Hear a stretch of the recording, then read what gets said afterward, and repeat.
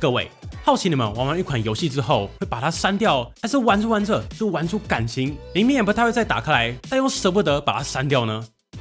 嗨，欢迎回来，我是李子。前阵子我手上的 MSI Cloud 容量已经有点满。好啦，不只是 MSI Cloud， 手上的 ROG Ally Steam Deck OLED 几乎都是满满的，但大部分不是玩到一半，就是根本还没时间，开都还没开。但是陆续有一堆新作在上了嘛，所以就一直在找有没有适合的大容量 M.2 2230 SSD 可以来换。早期 M.2 2230台湾的通路可以说是相当稀有，大概都是从对岸买的。对当时在找 SSD 思考的需求很简单，就是大容量，那至少可以达到4-5000 MB/s 的速度。选购思路上大概就是大容量以游戏为主。然后我在家的时候，偶尔会把 MSI Cloud 加上 Hub 当成小桌机来用，对，尽量高速。偶尔需要简单 render 一些小片段的时候，以备不时之需，或是偶尔传个档案也会比较舒服。所以当时左看右看，上看下看，好像真的没什么好选择，也就一直把这件事情放到现在，一直到几个月前才赫然又闪过要换 SSD、要换 SSD、要换 SSD 的念头。那刚好就看到美光推出了新一代的 Crucial P310 PCIe 4.0 SSD， 重点是这款居然是有 M.2 2230尺寸可选的，于是我第一时间就联络我们的好朋友美光。所以现在在我手上的就是美光的 Crucial P310 PCIe 4.0 M.2 2230 SSD 2TB。没错，在我手上这个小小的家伙拥有 2TB 的容量。所谓的2230就是 22mm 的宽， 30mm 的长，而市场上更通俗的选择其实是2280，也就是 22mm 的宽，但是达到 80mm 的长。我们这边也同步寄来了 Crucial P310 的2280版本，感谢美光。之所以2280会成为主流，一来是这么长的板材面积，有更多的空间可以去上更多颗粒，去上 DRAM， 主控排列也有更大的弹性。另外，更大的板材面积又有助于散热。而2230难做的地方是什么？一来是如果你想要做到 2TB， 然后又只有2230这么小的空间，代表你的单颗快闪记忆体封装就要做到 2TB。你看2230和2280这个空间利用对比，差异还是蛮明显的。然后2230都是用在极致紧凑的笔电，又不太可能硬是做成双面配置，一定是单面更加通用。像是我们现在测过的 ProArt PX13， 在13寸的机身塞进了 R9 加 RTX 4060，自然就只能塞进 M.2 2230。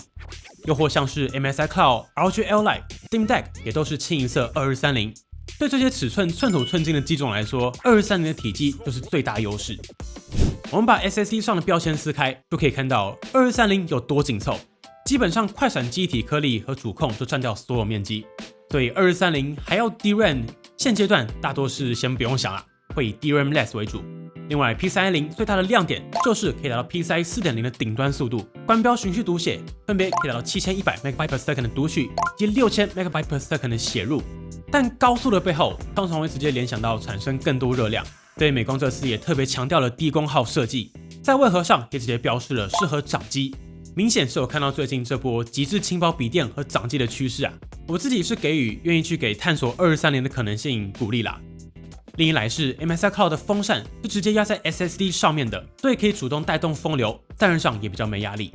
总而言之，今天就一起来看看美光 Crucial P310 的表现如何，然后跟着我们一起帮 Cloud 换 SSD 吧。准备好，那我们就开始咯。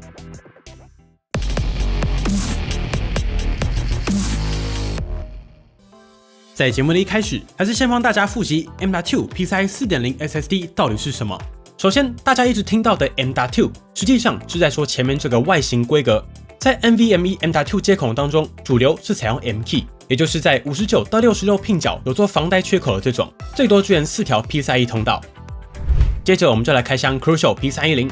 这次美光的包装设计还是简约利落，上面清楚标示是一条 PCIe Gen 4 NVMe。采用的是2230尺寸的 M.2 SSD，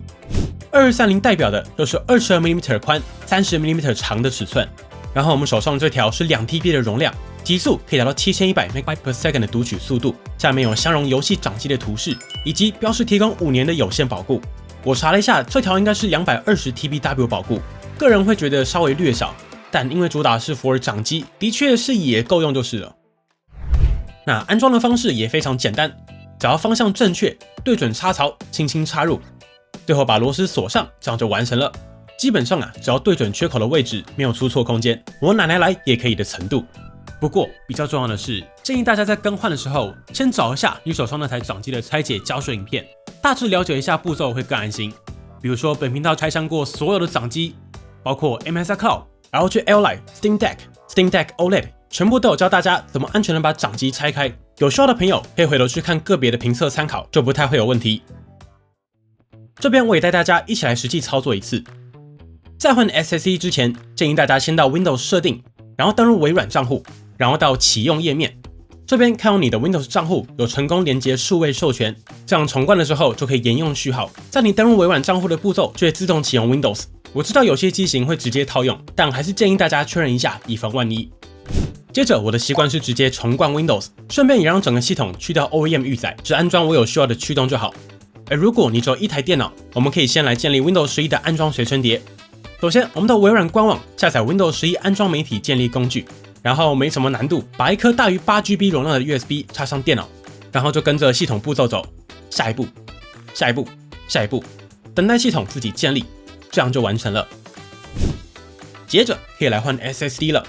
先领下 MSI Cloud 后盖上的6颗螺丝，有防摔贴的这颗是防掉落设计，拿不下来是正常的哦。接着把底部轻轻搬开，下面就会分离，然后平放在桌子上，稍微左右晃动，感受到有松动的角度后，轻轻一拿，整个后盖就下来了。千万不要大力出奇迹。拆开来后，不管你接下来要做什么，请务必先断电，先断电，先断电，很重要，所以讲3次。然后取下电池模组、散热模组，这边就可以看到掌机原本使用的2230规格 1TB SSD。先前有测过循序读写，大概在3500 MB/s 的读取，3000 MB/s 的写入。等一下我把 P310 装上去后，也来对比跟原厂的表现差多少。接着换好 SSD 之后，建议直接准备一个简单的 Hub， 建议要有2到3个 A 孔比较够用，然后把键盘、滑鼠跟刚刚做好的 USB 都插上去。正常来说，因为只有一个空硬碟和安装 USB， 系统会自己进入到安装程序。如果没有的话，进入 BIOS， 把 USB 硬碟放到开机顺序第1位即可。这边重点来了，如果你跟我一样是要帮 MSI Cloud 换 SSD， 那我们需要先到 MSI Cloud 官网的驱动下载页面，然后下载 Intel Rapid Storage Technology F6 Driver， 解压缩之后放进 USB 备用。接下来继续跟着安装步骤走，然后到选择安装磁碟这一步，会发现安装程式无法正确读取硬碟。这时候很简单，只要点开刚才放驱动的资料夹，把 Intel Rapid Storage 这个驱动安装起来。你看，就可以正确读取第三方硬碟了。这边建议把所有分区都删掉，保持在全新状态，然后让系统自己建立分区即可。接下来就真的只是把 Windows 安装起来。恭喜，我们现在安装完成，进入到 Windows 11的启用步骤了。然后如果你跟我一样是安装 Windows 11 24H2， 会发现在启用的过程是需要连接网络的。那这个也很好解决，把手机连上 Hub， 然后开启 USB 网络共享，这样掌机就有网络了。接下来该填什么填什么，等待系统更新，这样就完成了。好，我们这样就进来了。通常我的习惯，掌机安装好的第一个步骤是先检查 Windows 更新以及 Microsoft Store 的更新，这样大部分你需要的驱动和 Windows 内建软体都会自动安装到你电脑上了。然后因为掌机一定是需要控制界面的嘛，所以我们到 MSI 官网找驱动，下载 MSI Center M， 这样控制界面就回来了。然后记得也透过 MSI Center M 检查所有驱动都是最新状态，这样就大功告成。不过依照本频道的惯例，当然也要来效能实测一下这台 SSD 的表现，你说对吧？我们就进入到效能实测环节。首先 Crucial P310 的贴纸是直接贴在主控和颗粒上的，接着我们就把标签撕开，提醒一下，还是不建议大家随意撕开，有可能会有保固认定的问题，所以我们撕，你们看就好。来看一下 SSD 上的硬体配置。首先可以看到 Crucial P310 采用的是 PS5027127 的主控，旁边的则是采用美光自家的 3D QLC NAND 单颗封装方案，并且2230没惊喜，采用的是 DRAM-less 的设计，体积限制摆在那里，尤其 P310 以2230来说，也不是特别高价的路线，价格还 OK。不过我相信大家看到 QLC 还是会比较在意快取耗尽的表现，所以当然没问题，这点我们也会详细来测。接下来我们就直接上机测试吧。依照国际惯例，先来看一下测试平台，这是 MSI Cloud CPU 部分，采用的是 Intel Core Ultra 7 155H 处理器，有 LPDDR5 6400 16GB 的 RAM， 搭配上美光 P310 M.2 2230 2TB SSD。接着我们就直接上测试结果，先来跑个 Crystal Disk Mark， 美光 P310 在空盘的时候可以达到循序读取6985 MB/s， 循序写入6079 MB/s， 算是目前2230当中相当亮眼的表现。不过有些可惜的是，应该是掌机限制，目前无法跑出官标满速。如果对比上原厂 SSD，P310 的循序读取和写入也来到了翻倍表现。不过 P310 在 MSI Cloud 上面都可以跑出将近7000 MB/s 的读取，以及6000 MB/s 的写入。以同级距2230的产品来看，美光 P310 的峰值表现的确是没什么对手。那依照惯例，我们也把 P310 塞到半满的状态再测一次。从结果上可以看到，即使在半满之下 ，P310 的读取和写入其实跟空盘差异不大，也在该有的水准之上。看完了基础测试，我们要开始上强度了。首先来测游戏表现，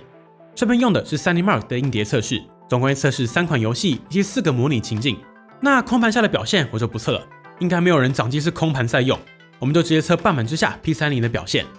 先看到载入战力风云5 ，P310 的提升的确是蛮大的。相当其预装的 SSD 有着 66.4% 的速度提升，达到预装 SSD 的 1.66 倍。接着是载入 Call of Duty 决胜时刻黑色行动4 ，P310 这边有着 67.8% 的效能提升。最后看到载入斗阵特工 ，P310 则是来到 25.9% 的效能提升。3款游戏的载入速度都有明显提升，可以更释放 Cloud 的最大潜力。那 SandyMark 总共7个测试项目平均下来 ，P310 整体大概比原厂快了 28.1%。其中在记录、安装和储存3个场景，因为测试的档案都不大，所以没有拉开明显差距。差异比较大的会是移动游戏这个指标，美光 P310 可以达到1887 MB/s， 而原厂只是落在1385 MB/s。P310 大概会有 36.1% 的提升，所以换上 P310 的确在效能上有所占优。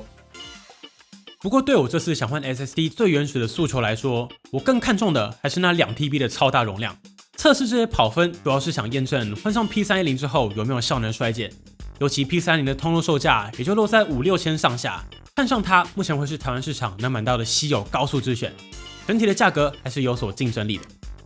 我们也来测一下创作者会想知道的输出表现，我们这边设计了一段10分钟片长的 4K Premiere Pro 2024专案，并且加上该有的特效、字卡、滤镜，基本上就是模拟一般 YouTube 4K 剪辑需求的测试专案。经过我们实测，原厂 SSD 耗时673秒完成输出，而 P310 则是耗时640秒，大约省下 5% 的输出时间。那这也跟我们先前的测试结果大致相同，因为专案输出只有几个峰值可以吃到满速，所以差异不会拉开到非常大。而在负载测试中，我们先测 ATTO Disk Benchmark 的测试，基本上就是各家 SSD 最擅长的 loading 项目了，没有太大问题。依照惯例，接下来应该要测 IDA64 的写入烧盘，但今天没有办法继续往下测了。一来是掌机只有一个 M.2 插槽，二来是以现实来说，掌机连续高速写入的机会非常之低啊，顶多 Steam 连续下载几百 GB 的游戏档案。但真正的瓶颈其实是网络频宽，绝对不会是 SSD。你的掌机终其一生应该都没有机会享受到 1TB 以上的高速连续写入。不过大家还记得我们手上有一条2280规格的 1TB 美光 P310 嘛，所以这边就顺手来测一下连续传档，看看在连传之下的表现如何。那依照国际惯例，因为换成桌机测试了，这边会需要再次介绍桌机的测试平台。CPU 我们采用最新的 Intel Core i7 265K， 搭配 MSI 顶板以及360水冷，应付这个测试绰绰有余。记忆体用的是美光 Crucial Pro DDR5 6000 32GB 的 RAM， 然后再装上极速可以达到14500 MB/s 的循序读取，以及12700 MB/s 写入的美光 T705， 尽可能做到没有瓶颈的测试环境。最后盖上主板散热片，做到基本散热。我们来跑一个重度的现实场景传档测试，我们直接从 T705 高速硬碟，在尽可能做到没有读取瓶颈的前提下，透过复制的方式传输半盘大约 460GB 的超大完整影片剪辑专案到 P310 进行写入测试。这 460GB 档案组成会是比较复杂但合乎常理的，会有各式图片、影片、专案记录档、系统暂存、大档、小档、超小档都有，比较有参考价值。这边直接上结果 ，P310 全程耗时23分17秒完成传输。那前200GB 的传输速度都非常快，只花了1分19秒就把200GB 的复杂档案传完。那在快取红利耗尽之后，速度就会来到大约200以及400 MB/s 两档浮动传输。那因为是连续传档嘛，所以就维持这个速度直到最后，总共耗时21分多，把剩下260GB 传输完成，大概就是 DRAM-S 的常规表现。不过在温控上 ，P310 就如美光标示的，整体的温控相当优秀。即使在连续传输之下，最高温也就是控制在40度，测试的环境温度大概是25度上下，所以其实这条拿来在笔电上也没太大问题，就算天气再热一点也能控得不错。不过这样的设定就真的非常符合掌机或是极致轻薄笔电而生了，要不然常规 SSD 的温控在26度的室温下连续传档，通常我们对好的范围大概会是50-60度，所以对比起来 P310 真的算是极其低温的存在了。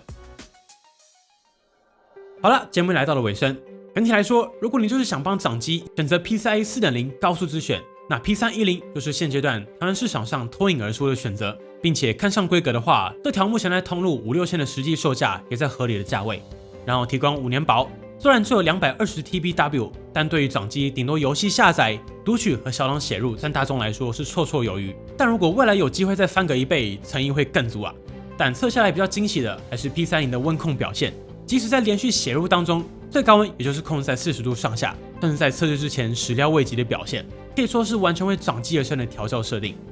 好了，本期节目就先到这里，尽量把重点都浓缩进来了，希望大家还看得开心。如果你是其他掌机有遇到任何问题，也欢迎底下留言一起讨论啦。也欢迎大家加入我们的电脑零组件讨论社团，之后如果有什么活动或优惠，也会马上更新到上面。现在就马上加入吧！如果喜欢本期的节目，不要忘记订阅邦尼，并且打开小铃铛，及时收到我们最新的评测通知。当然，你也可以在 Facebook 邦尼 AI 小助理、Instagram 以及 Line@ 找到我们。如果还有其他问题，别忘了底下留言。那我们就下期影片再见喽！